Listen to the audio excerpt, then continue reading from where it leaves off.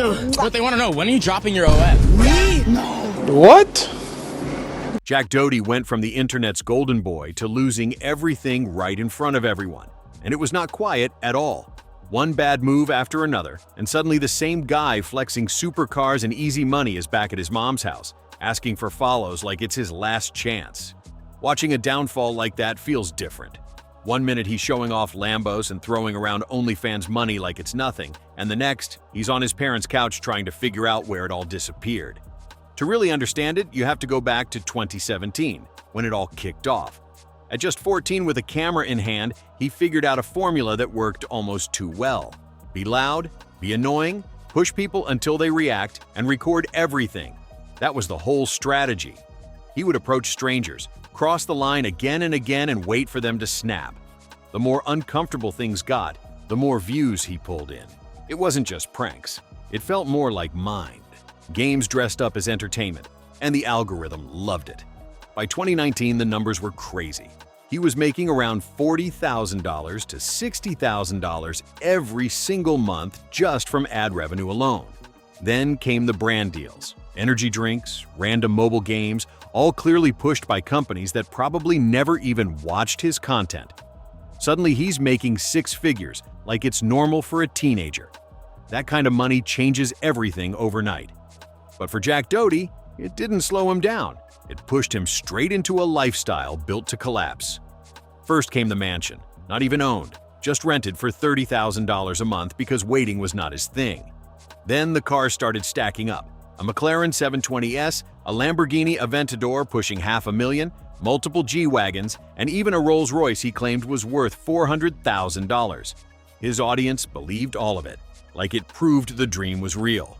Fast cars, big houses, easy money. It made it look like anyone could do it. But behind all that, the whole setup was shaky from the start. By 2022, that same prank formula just wasn't hitting anymore, and the money he got used to started slowing down hard. The game was changing, and Jack wasn't ready for it.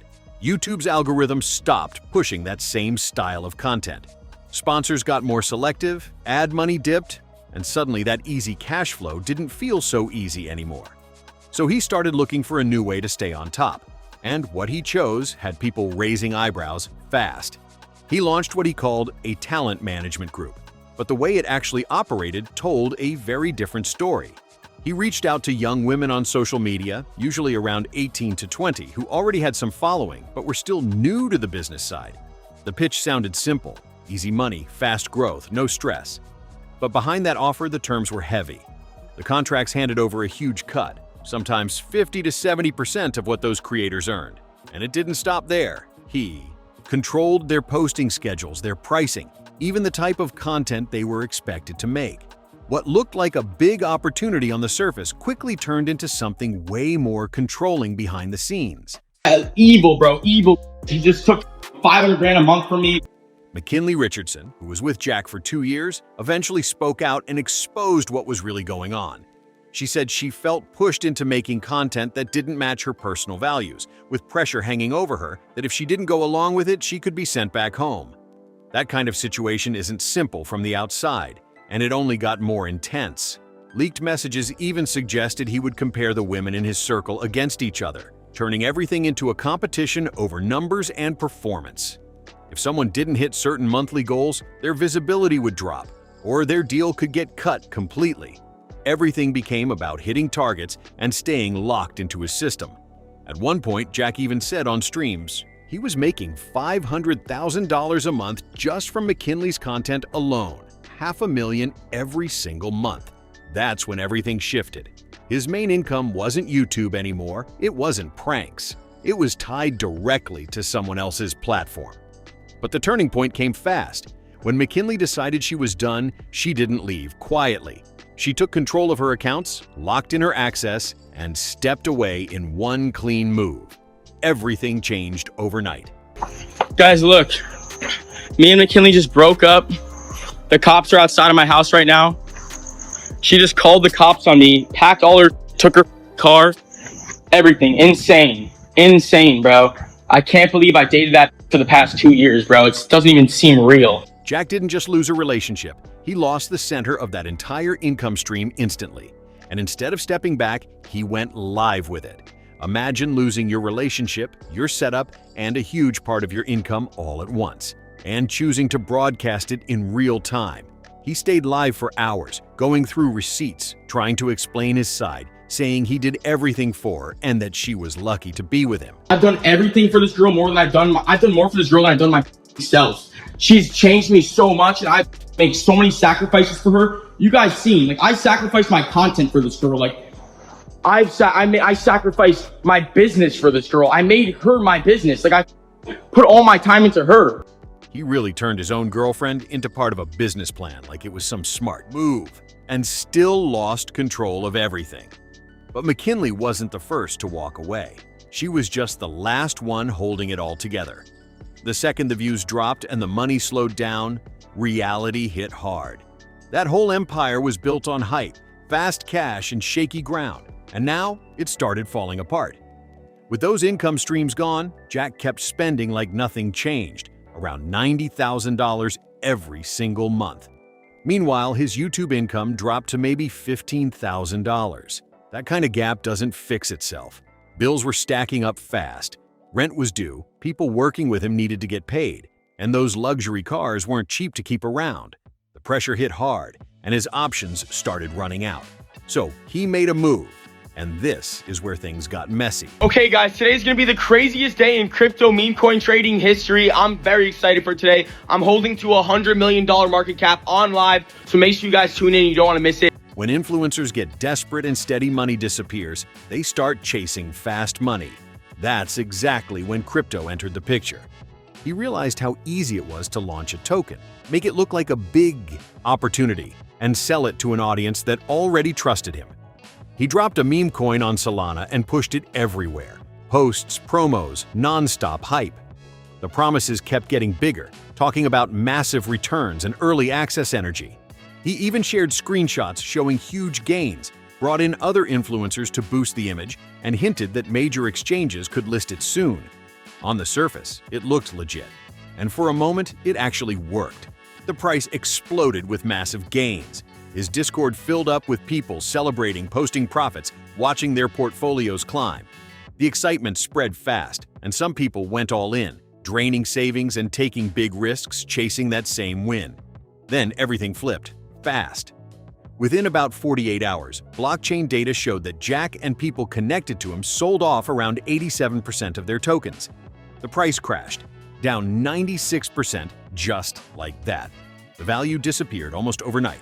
People who trusted him watched everything. Dropped to nearly zero.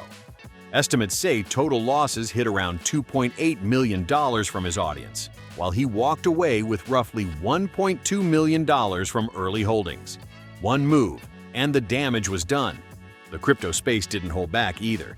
People called it one of the most obvious rug pulls of 2024. But Jack moved like he was untouchable, shifting money offshore and acting like nothing could reach him. The problem? While he was playing that game, something way more serious was already catching up. October 15th, 2024. That's when everything really started collapsing. Jack was live on Kick, driving his McLaren through downtown Miami in heavy rain. The kind of rain that makes most drivers slow down or pull over. But he didn't. His speed climbed to around 78 miles per hour, and that's when everything went wrong. He lost control. The car hydroplaned for about 150 feet before slamming straight into a barrier. The impact was brutal. The carbon fiber frame bent, airbags went off all at once, and the whole scene turned into chaos in seconds. It's private. I just crashed my car. I lost 200 grand. I need to make my money back somehow. It could have been way worse, but what shocked people most wasn't just the crash. It was how he reacted. Right after the impact, instead of focusing on safety or checking on the cameraman, his attention went straight to the stream. The camera was still rolling, and he stayed live for another 8 minutes while emergency crews were on the way. During that time, he was reading comments, reacting to viewers, even telling people to run up the likes because of the crash.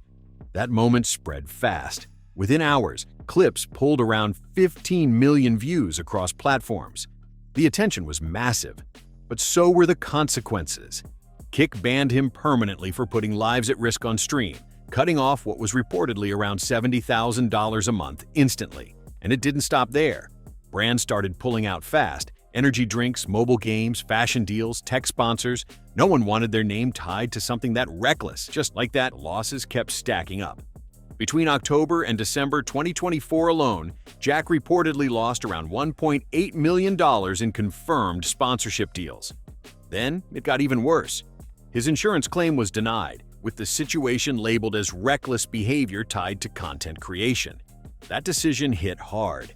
Now, he wasn't just dealing with lost income. He was staring at over $400,000 in immediate expenses. Medical costs, replacing the car, property damage, legal fees, and multiple lawsuits all crashing in at once. That kind of pressure doesn't wait. It hits instantly. There was no way his remaining money could keep up.